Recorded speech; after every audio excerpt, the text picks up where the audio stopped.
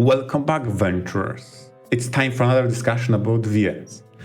I am Emar, and together with Taurus, we are pleased to welcome the lore master, the analyst, the reviewer, a de facto bossman of a SciADV IP. Bassman, welcome to the podcast. Yeah, thanks for having me on this week's VNture podcast episode. I'm Bassman Reviews. You can call me Bossman, Boss, Sharingan123412, Shari, anything of that sort. I'm an anime, manga, and visual novel YouTuber who primarily focuses on the science adventure series, as well as the works of Naoki Urasawa. I've been a huge fan of both SciADV and Urasawa's works for many, many years now. And I've been a YouTuber specifically since December of 2023. So when we're recording this episode, I am approaching that 2-year anniversary mark, which is kind of crazy to think about since it feels like it was just yesterday that I started up my channel. But again, thanks for having me. It's an absolute pleasure to be here. Oh, thank you. No, the honor is all ours. Thank you very much for wanting to join. And yeah, it's always funny how something like 2 years can pass by in the blink of an eye. It feels a lot longer than it really is, and sometimes it feels shorter. But definitely. And so you mentioned you're a big fan of visual novels and anime stuff. What got you into the whole weeb space, or maybe with visual novels in particular? Yeah, I'll start off with anime. I grew up watching anime before I even knew what anime was, since there were quite a few shows on TV that would air things like Pokemon and whatnot that I would watch without realizing that they were anime. But my brother, who is a good 9 years older than me, my older brother, he was into anime as well, and he introduced me into the medium. And so the first anime that I'd seen with the knowledge and understanding that they were anime were Dragon Ball and Naruto, which I'd started watching at the age of 6. From there, I had continued down the whole rabbit hole for pretty much my entire youth. By the time I was 8, I was watching things like Code Geass, and I was keeping up with the big 3 weekly. Oh, wow. With manga, by the time I had caught up to Naruto, there were a lot of fillers that kept coming. So that made me interested in just checking out the source material, which was the manga. And so I started reading manga weekly as well. This would have been when I was around 9. And eventually I got to a point where I was reading more manga than I was watching anime. But up until I was 13, I only went through anime and manga. As for visual novels specifically, I guess if you count Ace Attorney as a visual novel series, that would have been my first couple of VNs, which I believe I'd gone through in 2014, 2015. If you don't count that, then my first visual novel would have been Steins Gate, which I checked out a year later. People had been talking to me about Steins Gate since I was in elementary school, actually, since it hadn't been that long since the anime finished airing. And out of boredom, when I was in 7th grade, this was March of 2015, I decided to sit down and watch the Steins Gate anime since one of my best friends, who had grown up for a good chunk of his life in Japan, was constantly talking to me about it. And so on a whim, I just decided to sit down and watch it. And while at first I was a little bit bored and disinterested, by the time I got halfway through the series, I couldn't put it down. And so I binged the entirety of it, and I felt a huge rush. Like, this is one of the best things that I had ever watched. And that made me interested in getting more. Coincidentally, that very month, the creators had announced Steins Gate Zero, which made me very interested in checking out the visual novels. And at this point, the Steins Gate visual novel had been localized for about a year. And so I had, from that point onwards, a little while down the line, I ended up reading the Steins Gate visual novel, which when it ended up being my first visual novel proper, as I was waiting for the Steins Gate Zero visual novel to release. I do have a question to your experience reading Steins Gate VN. And probably many such cases such as yours, in which you started with an anime, then tried the visual novel, right? I myself did exactly the same. And I am curious about what you said in regards to the anime. At first, I was somewhat bored. Many people talk about the lopsided pacing when it comes to the anime that is somewhat of a slow burner that ramps up very sluggishly until the breaking point, then it goes blazing, right? And then the action ramps up. What do you think about the VN then? Because while I hear that complaint all the time about the anime, I don't hear it about the VN. Yeah, What's your take on that? that's an interesting point.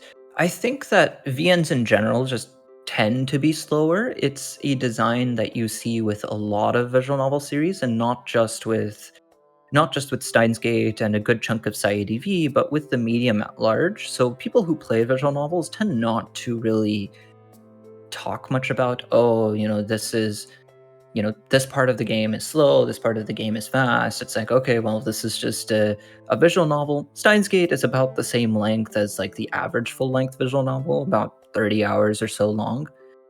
And really, I find that coincidentally with Steins Gate, I see more complaints about the visual novel's second half than I do about its first, which is the total opposite of how you hear about it in the anime.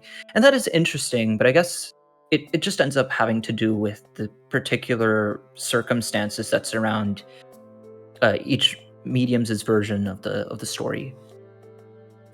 And particularly why I made exactly this question right now is, yes, you are absolutely correct. I cannot disagree more that when it comes to VNs, they tend to be on the slower end, right? We like a slow read, how it ramps up. Specifically, we hear the inner thoughts of a character. That isn't something that anime does, if at all. Does well or if at all. But in this particular case, since you said that Steins Gate was your first VN, did you not feel that a slow pace? Or maybe you were so hooked on Steins Gate itself that you didn't even think for a moment about the negatives, or maybe its slow startup? Honestly, at the time, I didn't really think much of it being slow or fast. I think I was in the state of mind where I had almost like not liked when people gave the criticism that, oh, Steins Gate has such a slow first half. The first half is so trash, but then the second half is amazing, the best thing in the world. I think I was at a point in time, and mind you, I was still in my early teens, so I was still just a little twerp. But I did look down upon that mindset at the time, which made me go into the Steins Gate VN not trying to think about it in those terms. Okay. To be fair, when I read my first proper visual novel of Fate Stay Night, I was just completely engrossed in this new medium, this brand new product that I'd never seen before, and I had loved reading beforehand, so suddenly it was like reading but with the cool flashy visuals and the awesome story. And a lot of people complain about Fate Stay Night's cooking scenes and how bloated a lot of the info dumps can get. But again, this was my first visual novel. It was the first thing I'd ever seen that was like this, and I just blazed through reading the whole thing. I was never bored reading any of it, even though a lot of other people pointed out it has flaws, but it was like, this is something new. I just needed to dig in and eat as much of it as I could, right? And that's kind of like what you're saying with reading, Steins Gate. Yeah, definitely. I can totally feel that. My experience with Steins Gate was also one where I was pretty captivated by it all, even in the points of the game where it was mostly slice of life. I still kept along with it and enjoyed the experience overall. So yeah, that's always fun. Sometimes I hear about some people whose first try with a visual novel led to them being underwhelmed, and they dropped it, and then they didn't try a visual novel again until later. Those kinds of stories, make me a little sad, but hey, everyone has different tastes and Yeah, and I stuff. do hear them. Yeah, but the best is when someone finds a visual novel for the first time, and this is like magic. It's like, oh my god, a brand new world opened up to me. This is the greatest thing ever.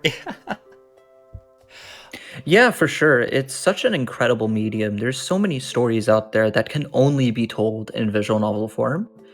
And that's one of the reasons why I think that any medium can have great stories, no matter what it is, so long as it takes advantage specifically of being in that medium. And I think visual novels are very unique in that whenever a story is told in visual novel form, most of the time they will try to take advantage of it being a visual novel. And when it does, I think there's so many cool things that can end up happening. What do you mean by that? When you say taking advantage of being a visual novel, do you mean like the music, or just the format of choices, or something else? What exactly do you mean? There's a couple of different ways that you can take advantage of being in a medium. One recent example that comes to mind is anonymous code. It's a kind of game that doesn't work outside of the medium of a visual novel because of its meta elements. Comparatively, there can be other stories out there that you can tell in pretty much any medium. And when it doesn't take advantage of like being in a format of storytelling where you have both the advantages of the prose of a novel and the detail that can give you, along with things like sound design and visuals to an extent. Um, there's things like Higurashi or Chaos Head that their atmosphere is just, it adds so much to the experience that even though something like Higurashi does exist in multiple mediums, the visual novel version of the story, it takes heavy advantage of being in the medium that it's in. Right? It was called, like, it was advertised as a sound novel for a reason, and that's one of the reasons why I think Higurashi is incredibly engrossing. And I have very similar things to say about Chaos Head Noah. The Chaos series in general, takes such strong advantage of being in the visual novel medium from a storytelling perspective, not necessarily making it linear, but, doing things in a way whereby the root structure makes it so that the format of storytelling is something that can only be told in a medium that has that kind of branching available to it. And whenever I do see it like pulled off very ingeniously, like that to me is incredible. The thing you just said about the linearity of a medium is intriguing, because I wonder about your opinion, specifically when reading Steins Gate after experiencing the anime. What was your reaction when you, for the first time, saw there are different endings than just that one that has been presented in anime? Were you surprised? Did you know? Did you went blind? I did know that there were other routes in the visual novel, and when I went through the Suzuha route, because that's the first route you go through, chapter 6, I was shook, because that route is dark. Like, it is so dark. Like, that threw me off. I was like, oh my goodness, wow, they did not have this in the anime. And that was like one of the points at which I was like, okay, I think it's pretty comfortable for me to say that this is better than the anime. And that's an opinion that I've held ever since. And it was a couple of years after I had played it that I ended up getting into SciADV at large.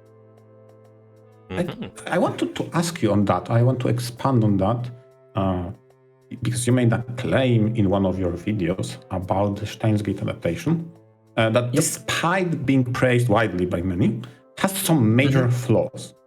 And my question to you would be, don't you agree they made those sacrifices to make it more so self-contained?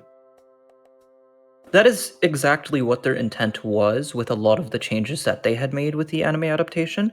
For instance, in trying to cut as many of Steins Gate's ties to the wider series as possible to make it as palatable to newcomers as possible. And I understand the rationale behind that, but as a fan of SciADV, it's not something that I can really like, because it did come at the expense of the rest of the series. The average person you ask that has gone through Steins Gate, it might be their favorite anime of all time, might be the favorite thing they've ever gone through, but oftentimes they won't even know that it's just the second part of a longer story. They won't even know that there's hundreds upon hundreds of hours worth of content just in the Steins Gate subseries alone.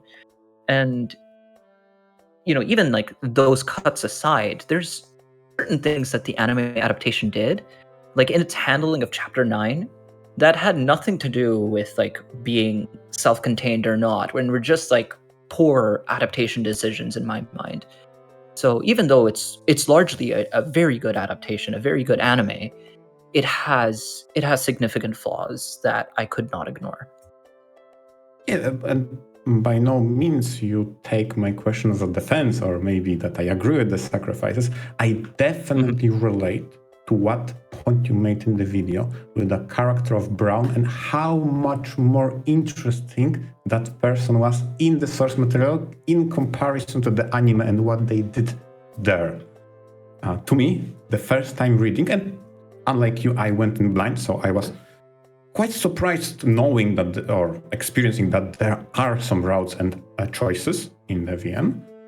When I got to the chapter 9, I was like, wait a moment, but that's not what I remember from anime. What happened? Did I sleep through my anime? Yep. Was there episode missing? What happened? Yeah, that was a surprise for me as well, because Braun's character was all of a sudden, that was way deeper than the anime had depicted him. And Naya came as a complete surprise. Like, what? Oh yeah, out of nowhere. Yeah, it's like, that is, ooh, dark stuff. It might be obvious at this point, but what's your favorite visual novel? Yeah, that is a good question. My favorite visual novel is a tie between Anonymous Code and Chaos Child, both for very different reasons. Anonymous Code is my favorite entry in SciADV, and SciADV is my favorite VN franchise, as I'm sure you can tell. Anonymous Code means the most for the series from a narrative, thematic, and mechanical standpoint. It's the grand culmination of all of SciADV and what the series was building up to from its very conception. It addresses so many questions I've had pertaining to the series since the very beginning, and there isn't a single part of the franchise that it doesn't drastically recontextualize. I can't count the number of times where I was just there in shock while reading it, because there's so much that it ended up changing my perception of. So when I made that Anonymous Code Implications video of mine, that took me 14 months to make. It was the most intensive thing that I've ever done, but it was incredible to experience as a longtime fan of the series. Wow. And as someone who's like very deeply invested in the series' themes, and the overarching series lore and narrative, it was incredible. Like, above all, Anonymous Code's message was just beautiful in that it was embodying everything SciADV was always about, but at the craziest, most extreme possible scale. And like, as the lead writer Nataka Hayashi puts it in the Anonymous Code guidebook, the game is like the final position of the question that defined SciADV. Like, is the scenery your eyes perceive truly real? From that standpoint, I just thought it was nothing short of magnificent. So that's like that's why it's one of my two favorite VNs. My other favorite visual novel is Chaos Child, which is the polar opposite of Anonymous Code in quite a few ways. Whereas Anonymous Code is like the most important entry in the series after Chaos and Noah, Chaos Child is like the series' filler entry. It's almost completely useless for the overall storyline, but as its own self-contained character study, it hit me like a truck. As much as I don't like admitting it, I saw so many aspects of myself in the protagonist Takeru, and his character arc just meant so much to me. It taught me so much about myself, and it shaped a lot of how I lived my life past the time that I had read Chaos Child. And of course, like Chaos Child is such a profound commentary on our world in an increasingly digital age where misinformation, disinformation, echo chambers are all more prevalent than ever before. And I found that its commentary has only become increasingly more relevant to contemporary circumstances. So I still find myself coming back to Chaos Child time and time again. It's been, how long has it been since I read Chaos Child? It's been about 7 years, and it's still like one of my favorite stories ever. From a SciADV standpoint, it's almost completely useless, but in terms of how it as a self-contained story made me feel, it was incredible. Oh man, I gotta say, your passion for the SciADV franchise really comes across from your videos, and it's the weirdest compliment I'm going to give you is your videos are super hard to relax to, okay? Every time I open the Bassman video, is time to lock in. I need to understand what is going on. It's super hard to relax. No, I need to full focus, full mental focus. I need to lock in and understand what is going on because he's going to explain some craziness that happened in SciADventure. And my question to you with regard to that, don't you think the science adventure being so spread out across different media has a limit? Is there a breaking point for you, if you will? Yeah, that is a good question. It is a lot, and I fully get that for such a long and complicated series. This sort of stuff isn't everyone's cup of tea, but I think this design has its pros and cons. I'm someone who enjoys a lot of different mediums, like anime, manga, VNs, LNs, drama CDs. And as I said before, I think every medium has its distinct advantages. And you can have great stories no matter what medium you're in. In the context of SciADV, though, I really enjoy how it works in terms of piecing together, different parts of a puzzle. In a way, it kind of feels representative of life itself at times, where there's always multiple pieces to a problem for you to solve. And I just have fun with that. But I also understand that there's a lot of people out there that are very annoyed by this and think of it as a time sink. Fully get that. As far as like how how far can you take that? I think in theory it can go anywhere. As far as like how I would get, like how much could I take? What could I get immersed in? I think there is a limit. I think that it needs to be accessible enough for me as someone who doesn't live in Japan. Like I haven't been to Japan in a good 8 years. So, and I don't know when I'm next going. But if it's in a medium that is accessible digitally somehow, I think that's great. Or if it's something that's physical and I can ship it over to where I am, that also works just fine. But generally, SciADV seems to be stepping away from this extremely multimedia heavy direction because Mages is no longer owned by Kadokawa, and Mages has also split into several different companies. So now they're focusing just on visual novels and at most maybe like an accompanying guidebook. And also anime adaptations if deemed possible. Anonymous Code was a bit challenging in that its meta elements made it very difficult to conceptualize it as like working in any medium other than that of a visual novel.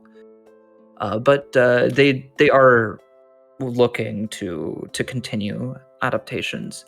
But in general, it seems they're stepping away from that, that design of having so many different works in so many different media. Okay. Because that does get a little too much. Exactly. So far, it seems so much reasonable how they do it. And I want to preface that I do appreciate some sort of a meta puzzle. So some sort of a puzzle for a grander plot that you try to solve across many different titles and across many different media. And by no means I want to imply that there exists some sort of story and lore relevant and critical puppet show that you need to go to Japan to see, right? I think there is nothing like that. Okay, but for me personally, one of the reasons that I tend to prefer VNs over anime is that it is a story with an end. So I would love to appreciate that there is a conclusion instead of waiting for even something more to come in and explain what I just have read. So there is some sort of a conflict within myself, although like I said, for the most part, Steingate does it really nicely. And if I don't know anything, I can always go to the Bassman channel for him to explain me what I've missed. Oh my gosh.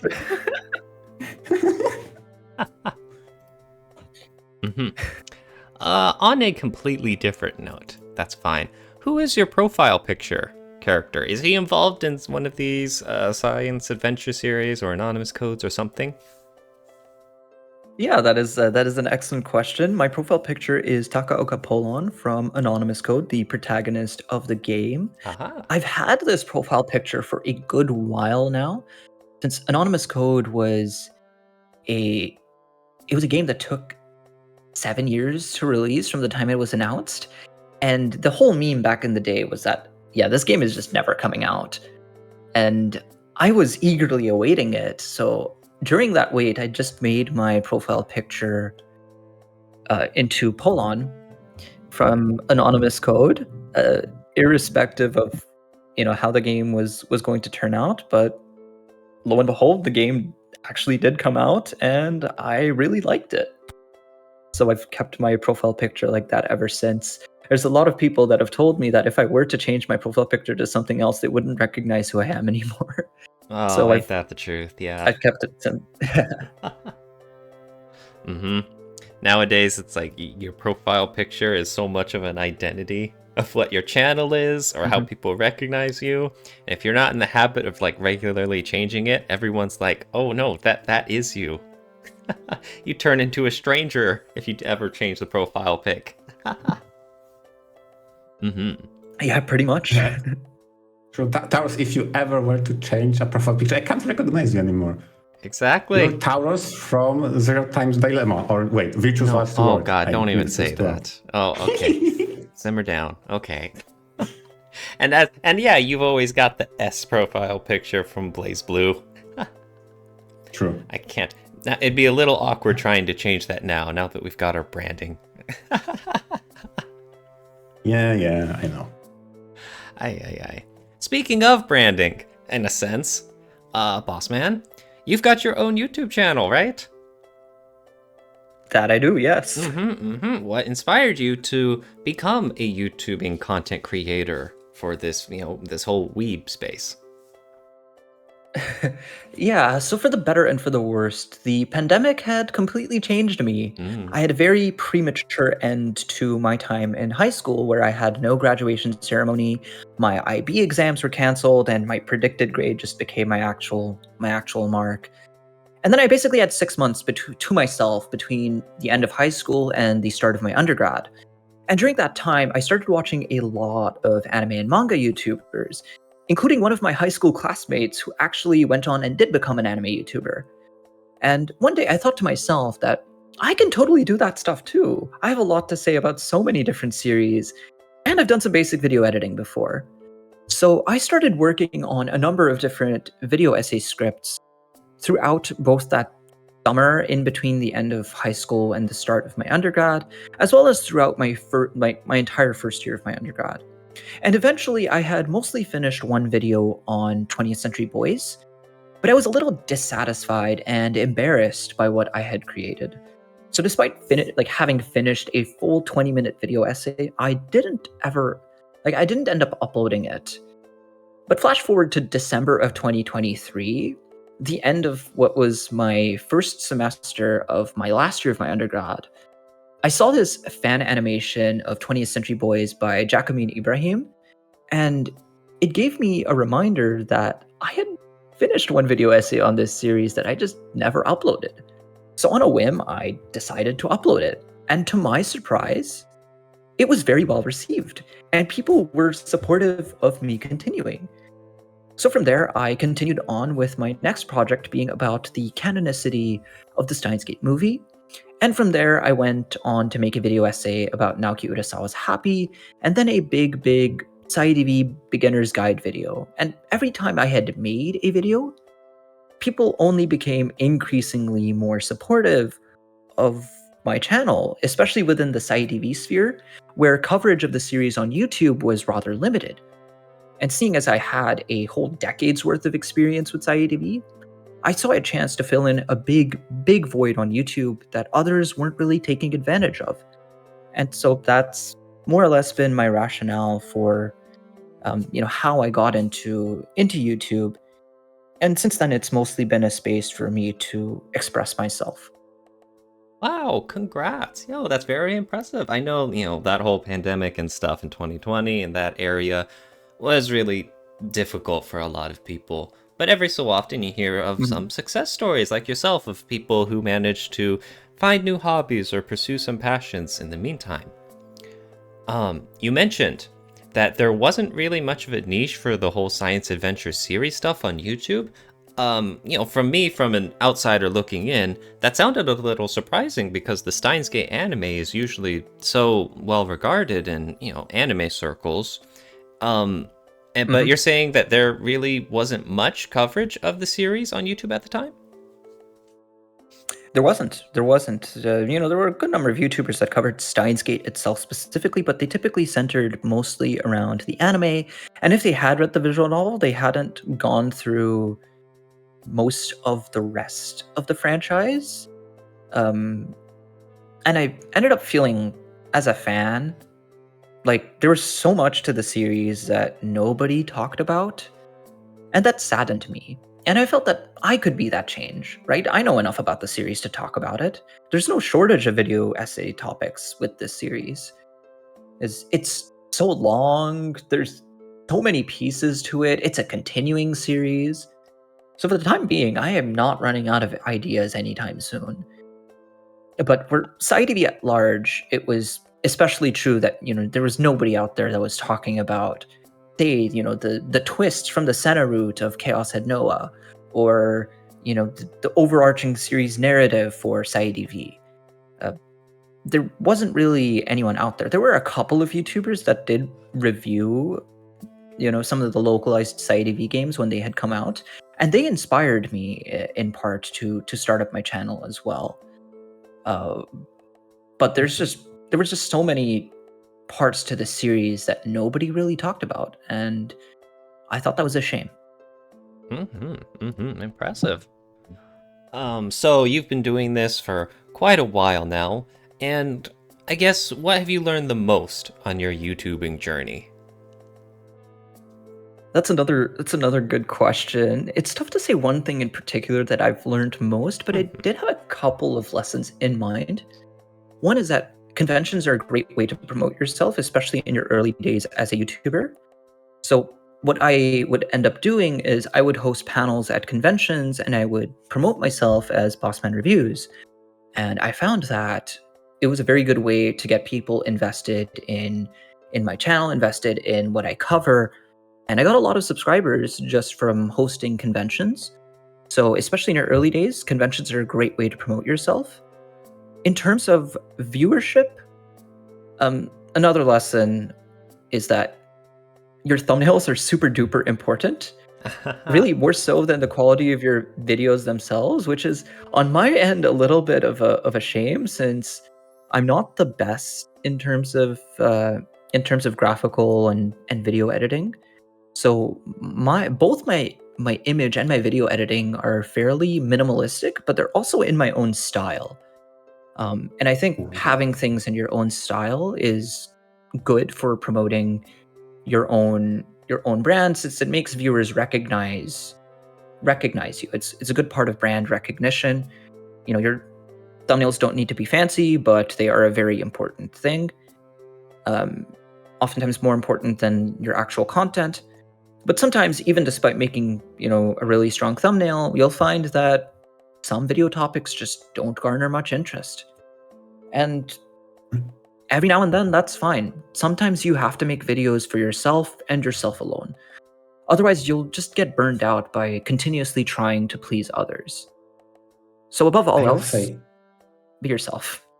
Oh, hearing you talk about your channel is such a wholesome conclusion on finding a place to share your hobbies and passion, especially in the space that didn't cover the expanded universe of SciADV, but rather focused almost exclusively on Steingate itself, and sometimes the VN, but mostly the anime.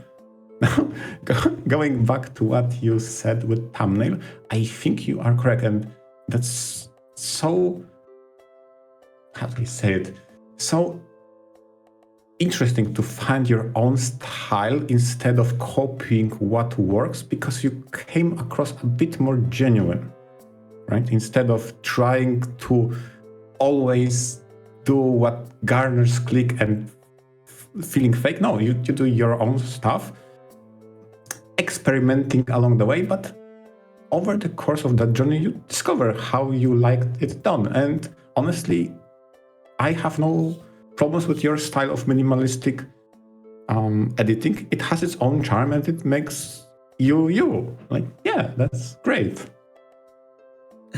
Thank you for the praise. I believe in staying true to oneself no matter what. oh. That's one of my mottos. Unfortunately, social media is a difficult beast to tame, and if you want to get popular, or if you want to find any sort of, valuable feedback, it does mean playing that game to a certain degree. And so, yeah, you always hear a lot about other channels, figuring out the best kinds of thumbnails to put out, or the titles, or the topics, or the content, and so on and so forth. So there's a balancing act to it, right? Have you? There is, yes. Yeah. Have you ever been like reading a visual novel or thinking about a science adventure topic in your head, and had that thought of, oh, this would make for a great topic for a video? Like how do you like brainstorm ideas for what to release to the world? Most of the time, it's just like, I'm doing something in an everyday setting, and then all of a sudden, just occurs to me, oh yeah, what about this? This can totally be a video topic. Or if I'm discussing the series with someone else online, I can, I come up with ideas that way too. Really, there's no shortage of ideas. I have a massive list of video ideas. My issue is that it's hard for me to find time to actually make a lot of those video scripts. There's some topics that are easier to do than others. There's other topics that would take you more effort than others. Something like the implications of anonymous code, that was one of my first video ideas. I had started it pretty much after I had uploaded my first video ever. And I realized that, oh my god, the scope of this video is insane. Like, how am I going to do this? Like, there were times that I thought that video would never come out, but I took some months, and eventually I was able to brainstorm a sensible structure. I was able to brainstorm, ideas within those subcomponents of the video, and then I was able to make, a 97-minute long video that was sensible. But yeah, by and large, when I'm brainstorming, mostly it's just like these random eureka moments, and in that moment, I just write the idea down. And there's never any shortage of video ideas, mostly just a shortage of time to work on those videos. Oof. Yeah, speaking of which, what is your I guess you could say procedures or prep work for creating the videos? You mentioned writing scripts, so I'm assuming it's that approach where Yep. you write and revise the script beforehand? Yeah, so typically, there's, I guess, 4 or 5 steps to my video making process. The first and the longest step is the script writing. So I believe that the most important part of a video essay is the essay component. So that is what takes me the longest to do. I spend some time writing a script on a particular topic. Once I'm done, depending on the topic, I might send it over to a couple of people to proofread or give me feedback. And then from there, I record my lines. Then I edit the video. After I edit the video, I upload it. If there's no copyright issues or anything, then I do the description. And then once I upload, share it on a number of social media platforms to get better reach. That is about my general process. The step that takes the longest for me is usually the script writing phase. But depending on, what the topic is, the video editing stage might also take quite a lot of time as well.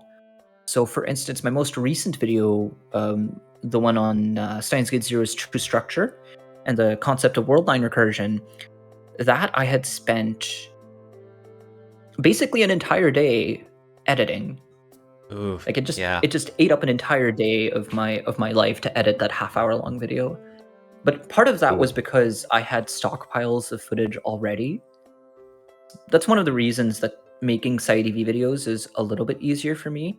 It's because I have so much footage recorded and stocked up that it's pretty easy to just like plug and chuck it in. But if it's on like a completely unrelated topic and I have to freshly record footage, that'll take some time. Gosh. And then you go through all of that work, all of the script writing, and then all of the recording, and all of the video editing. Finally put it out on YouTube, only to get hit with copyright strikes. Has that ever been a problem for you? So there's been... I kind of screwed myself over because there's a lot of my earlier videos and a lot of my most popular videos and a lot of the videos I spent the longest amount of time on that aren't monetized because of copyrighted music from the series. And that really saddened me, like, oh wow, all that time just for me to not be able to monetize the video. And then like I could use YouTube's feature to like cut the music out, but then my personal audio sounds off, and I don't want to like compromise on the experience of the video essay just for me to get a couple of extra bucks.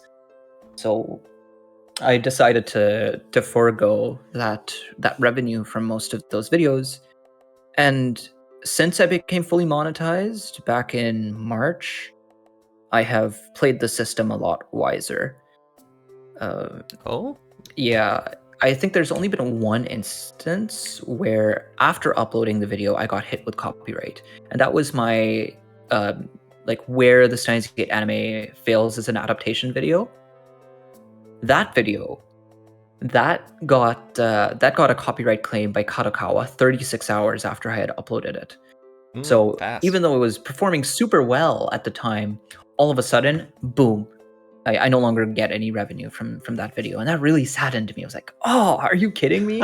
Why couldn't you have just like copyright claimed me right from the start?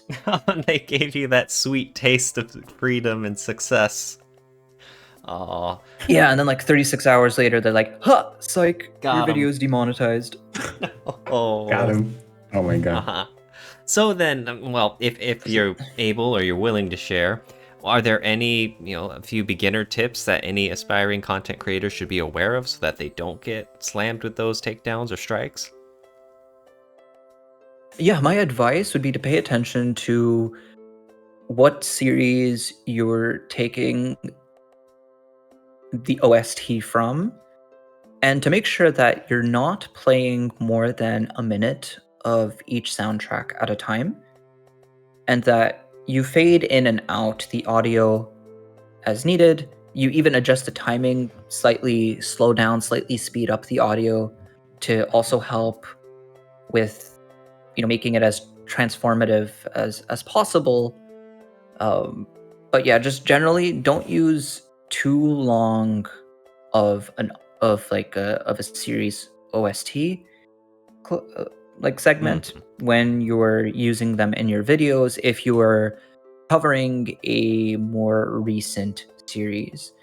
Sometimes when you're covering something that's like very old, or if it's like a very niche VN, then using its OST won't get you any problems on YouTube. But my advice would be, if you're covering something a little bit more recent, or if you're doing something that's by a company like Mages, then definitely pay attention to how long you're your audio clips are. Oh, thank you, thank you. I don't think, MR or I ever run into these kinds of issues, but there are many aspiring content creators out there, so I'm sure they will find it helpful. Thank you. Yeah, you're definitely most welcome. Not an issue you're going to be facing if you're covering, say an anime from the 80s or the 90s. Like in my case with Yawara and Master Keaton, didn't face any issues there. But, when I was covering Anonymous Code, I got hit for using its OST. And that's the reason the longest video that I've ever worked on is not monetized. So don't make the same mistake as me. Those are very useful tips. Although, honestly, for us, our strategy tends to be we find very interesting reviewers, then keep messaging them with invites until they appear and explain SciADV to us. So, hopefully this will continue to work in the future. So I think this is a good place to stop. Thank you very much. Although, wait a second. Bassman? Wait a second. I would, if we're wrapping things up, there's one question I would like to ask. Perhaps the most important question of all. Oh my god. Who is best waifu? I think I'll reframe that question into who is best girl. And I guess my answer, specifically within the VN sphere, I would give Onoe Serika from Chaos Child. I think her character is amazing. Oh, why's that? It's a little tough to explain if you haven't gone through Chaos Child, but no spoilers. I learned a lot from her character, and I have an immense respect for how her character arc goes down in conjunction with the protagonist, Miyashiro Takuru. I think the two of them, they're just such incredible characters, and both of their arcs played a tremendous role in shaping me into who I am today. Oh, that's nice. Yeah, I'm a big sucker for characters who have amazing character arcs as well. I'm not so much one that gets, swayed by personalities or archetypes or, all of that stuff. It's more so the plot and any growth, any big arcs. Oh, that really hits me right in the heart. Yeah. Yeah, for me, I'm also a themes first sort of person. The most important part of any story to me is, what's its message? What am I supposed to take away from it?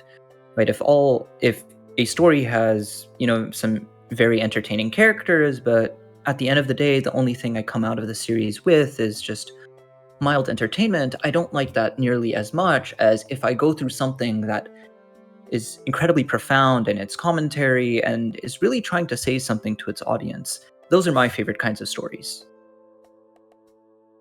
Nice, yeah. It's very wholesome, nice. But yes, like Mr. was saying, this would be a good place to wrap it up. Thank you again so much for being part of the episode. We are honored to have you. Thank you so much for having me. It's been an absolute pleasure. Now, it was a blast. And now, is there any parting words? Anything you want to shill? Whether it's your favorite series that everyone should check out, or one of your videos you're especially proud of. Anything you want to give a shout out to? That's also a good question. I am going to take a two-pronged answer with this. First off, if this is specifically for my channel, if you have gone through SciADV, would highly recommend checking out my anonymous code implications video. I don't make anything off of that video, but I worked my butt off on it. It is effectively like a full feature-length film. I spent forever working on it, and I think especially if you're someone who was having a little bit of trouble wrapping your head around all of anonymous code's implications, I think my video might be something that you might find useful, and I would definitely appreciate any discussion points that you may have about the game. It does mean a lot to me. As for something unrelated to my channel that I would like to shill, I would actually go with Total Eclipse, Muv-Luv Alternative Total Eclipse. Back in my full novel days, I used to be both their SciADV and Muv-Luv series specialist. And I did contemplate at some point covering Muv-Luv on my channel. I have a lot to say about it as well, and I'm pretty knowledgeable about the franchise too. But the one part from the series that really, really sticks with me to this day is Total Eclipse. If you're someone like myself who grew up constantly moving from country to country and from city to city, or you're mixed race, or you're of multiple nationalities, I think it's something that it hits so close to home and that you can take a lot out of. I don't talk much about other VNs like outside of SciADV on my channel, but if there's one non-SciADV game that I could recommend, it would be Total Eclipse. It is definitely better if you go through the Muv-Luv trilogy beforehand, but would highly recommend Total Eclipse if you are looking for, even just its own visual novel. I think it's incredible. Hey, those are some amazing recommendations. So thank you very much for joining us today, as well as for those recommendations. And to all our listeners, thanks for listening in and venture out. Venture out.